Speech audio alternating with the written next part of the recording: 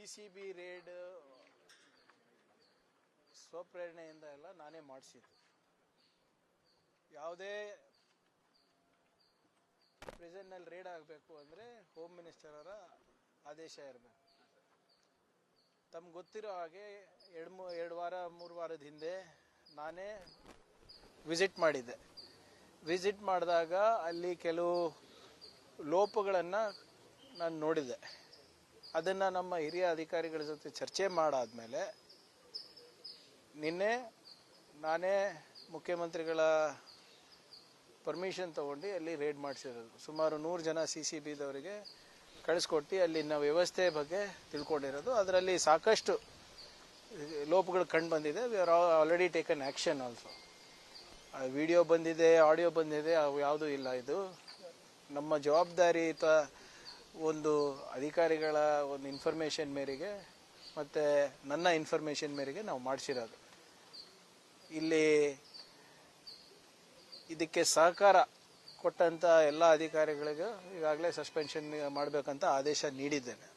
ಮತ್ತು ಅಲ್ಲಿ ಏನೇನು ನಾವು ಮಾಡಬೇಕು, ಬರೇ ನಿಮ್ಮ ಪರಪ್ಪನ ಅಗ್ರಹಾರ ಅಷ್ಟೇ ಅಲ್ಲ, ಎಲ್ಲ ನಿಮ್ಮ ಪ್ರಿಸನ್ಸ್ನಲ್ಲಿ ಜೈಲ್ನಲ್ಲಿಗಳು ಕೂಡ ಇದು ನಡೀತದೆ.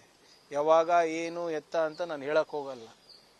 ಆದರೆ ಕಲಬುರಗಿ ಇದೆ ಪ್ರಿಸನ್ ಇರ್ಬೋದು, ಬೆಳಗಾವಿ ಇರ್ಬೋದು, ಬೆಂಗಳೂರು ಇರ್ಬೋದು, ಬೇರೆ ಯಾವುದೇ ಇರ್ಬೋದು. We will take strict action. We will keep doing this. ನಿರಂತರವಾಗಿ ನಾವು ಇದನ್ನು ಮಾಡ್ತಾ ಇರಬೇಕು. ಕೆಲವು ಆಫೀಸರ್ಸ್ ಇದ್ದಾರೆ ನಮ್ಮಲ್ಲೂ ಕೂಡ, ಯಾರು ಇನ್ನೂ ಹಳೆ ಚಾಳಿಗಳು ಬಿಟ್ಟಿಲ್ಲ. ಎಲ್ಲರಿಗೂ ಐಡೆಂಟಿಫೈ ಮಾಡಿ ಅವರಿಗೆ ಕಾನೂನಾತ್ಮಕವಾಗಿ ಏನು ಕ್ರಮ ತಗೋಬೇಕು ನಾವು ತಗೋತೀವಿ. ನೋಡಿ,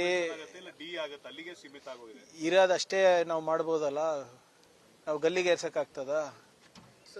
ಹೀನಿಯಸ್ ಕ್ರೈಮ್ ಇದ್ರೆ ಡೆಫಿನೆಟ್ಲಿ ಅವರು ಸರ್ವಿಸ್ ಇಂದ ಡಿಸ್ಮಿಸ್ ಮಾಡಬಹುದು ಅಷ್ಟೇ. ಒಂದ್ ನಿಮಿಷ ಸರ್, ಹೇಳ್ಬಿಡ್ತೀನಿ. ಈಗ ನೋಡಿ ಇವರೇ, ನಾನು ಈ ಖಾತೆ ತಗೊಂಡು ನಮಗೆ ಜವಾಬ್ದಾರಿ ಕೊಟ್ಟು 1.5-2 ತಿಂಗಳಾಗಿದೆ. We are taking action.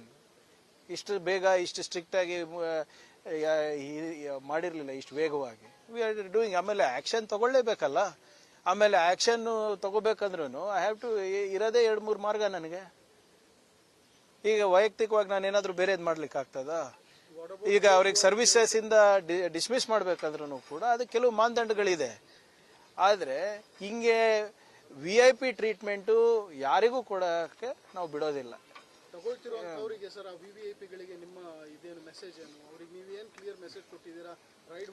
ನೋಡಿ, the raid itself is the message. If you think you can bribe my officials and do what you want, you are mistaken. ಇದೆ ಇವ್ರೆ, ಅದೆಲ್ಲ ಇಲ್ಲಿ ಚರ್ಚೆ ಮಾಡ್ಲಿಕ್ಕೆ ಆಗೋದಿಲ್ಲ ಅಲ್ಲ. ಅದರಲ್ಲಿ ಯಾವ ಮೊಬೈಲ್ ಸಿಕ್ಕಿದೆ, ಯಾರ ಹತ್ರ ಪೆನ್ ಡ್ರೈವ್ ಸಿಕ್ಕಿದೆ, ಯಾರ್ದು ನೋಟ್ಬುಕ್ ಸಿಕ್ಕಿದೆ, ಅವೆಲ್ಲನೂ ಕೂಡ ಗೌಪ್ಯವಾಗಿ ಇಡಬೇಕಾಗ್ತದೆ. ಅದೆಲ್ಲನೂ ಕೂಡ ನಾವು ಸಮಯ ಬಂದಾಗ ತಿಳಿಸ್ತೀವಿ. ಇನ್ನು ಅದು ಸ್ವಲ್ಪ ಮಾಜರಾನ ಆಗಲಿ ಎಲ್ಲ.